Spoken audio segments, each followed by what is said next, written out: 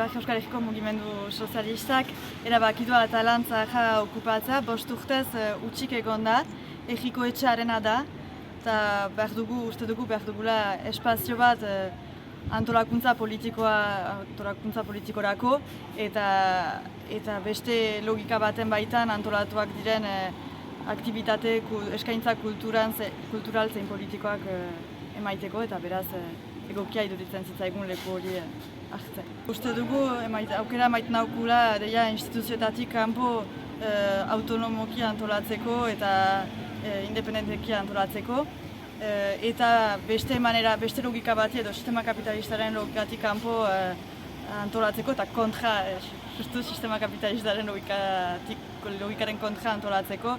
Beraz, hitzaldiak eta eskaintza kulturala urririk emanez, eztabaidatzeko eta politikoki hazteko ere eskaintza eginez.